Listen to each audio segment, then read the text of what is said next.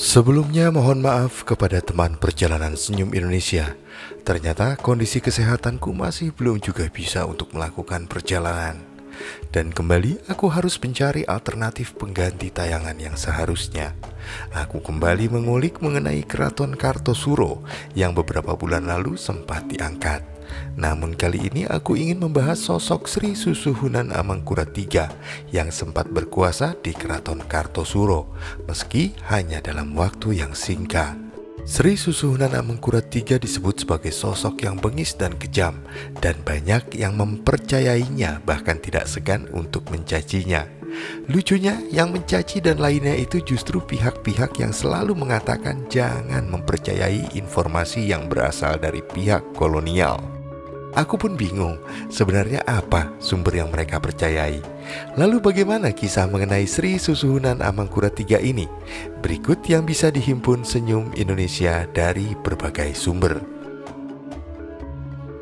Di tahun 1703, Sri Susuhunan Amangkurat III naik tahta menggantikan ayahnya, yaitu Sri Susuhunan Amangkurat II. Kedudukan Keraton Mataram kala itu masih berada di Kartosuro. Namun, beliau hanya berkuasa selama 2 tahun, karena selama masa pemerintahannya terjadi banyak masalah serta tantangan dari dalam dan juga dari luar kerajaan.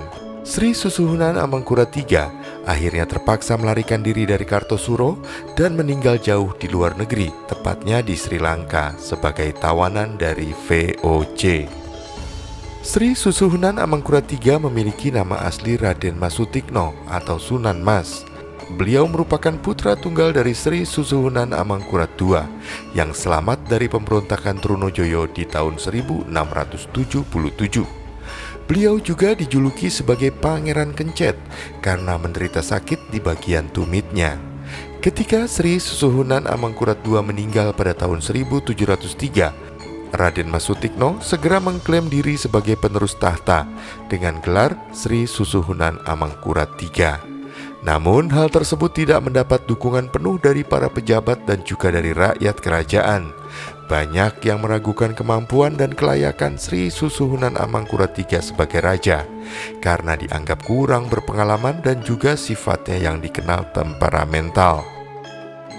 Selain itu, ada juga yang menginginkan Pangeran Puger, paman dari Sri Susuhunan Amangkurat III atau merupakan adik kandung dari Sri Susuhunan Amangkurat II sebagai seorang raja yang baru. Pangeran Puger sebelumnya pernah ditunjuk sebagai putra mahkota oleh Sri Susuhunan Amangkurat I, ayah dari Sri Susuhunan Amangkurat II, tapi kemudian dicabut karena adanya pemberontakan Trunojoyo.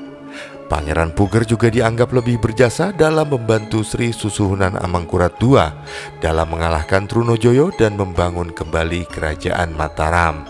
Hal tersebut kemudian membuat Sri Susuhunan Amangkurat III merasa terancam oleh keberadaan Pangeran Puger dan mencoba menyingkirkannya dengan berbagai cara. Beliau kemudian menceraikan Raden Ayu Himpun, putri dari Pangeran Puger yang menjadi permaisuri pertamanya, dan menggantinya dengan seorang gadis dari desa Onje. Beliau juga konon pernah mengurung Pangeran Puger sekeluarga di dalam istana karena diduga terlibat dalam pemberontakan Raden Suryo Kusumo, putra dari Pangeran Puger. Pada tahun 1704, Sri Susuhunan Amangkurat III mengirim utusan untuk menangkap Pangeran Puger, tetapi Pangeran Puger lebih dulu menyelamatkan diri ke Semarang. Di sana, Pangeran Puger mendapat perlindungan dari VOC. VOC kemudian menawarkan bantuan kepada Pangeran Puger untuk merebut tahta Mataram, dengan syarat beliau harus tunduk kepada VOC dan memberikan sebagian wilayah kerajaannya. Pangeran Puger menerima tawaran VOC dan naik tahta dengan gelar Sri Susuhunan Pakubuwono I pada tahun 1705.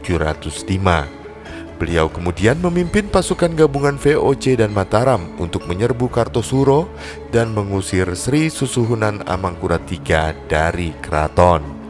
Sri Susuhunan Amangkurat III terpaksa melarikan diri bersama beberapa pengikut setianya ke arah timur. Sri Susuhunan Amangkurat III membawa beberapa pusaka kerajaan seperti tombak Kiai Ageng Pandanaran dan juga keris Kiai Setan Kober. Dalam pelariannya, Sri Susuhunan Amangkurat III sempat mendapat bantuan dari Untung Suropati, Bupati Pasuruan yang dikenal anti VOC. Namun, Beliau tidak bisa bertahan lama karena terus dikejar oleh pasukan gabungan Sri Susuhunan Pakubuwono I dan juga VOC. Beliau terus berpindah-pindah tempat dari Malang ke Blitar, kemudian ke Kediri, hingga akhirnya menyerah di Surabaya pada tahun 1708. Di Surabaya, Sri Susuhunan Amangkurat III diminta oleh Pangeran Blitar, putra dari Sri Susuhunan Pakubuwono I, untuk menyerahkan pusaka-pusaka kerajaan. Namun, beliau menolak dan mengatakan bahwa lebih baik mati daripada menyerahkan pusaka-pusaka itu. Dan akhirnya, VOC memutuskan untuk membawa Sri Susuhunan Amangkurat III ke Batavia dan kemudian mengasingkannya ke Sri Lanka.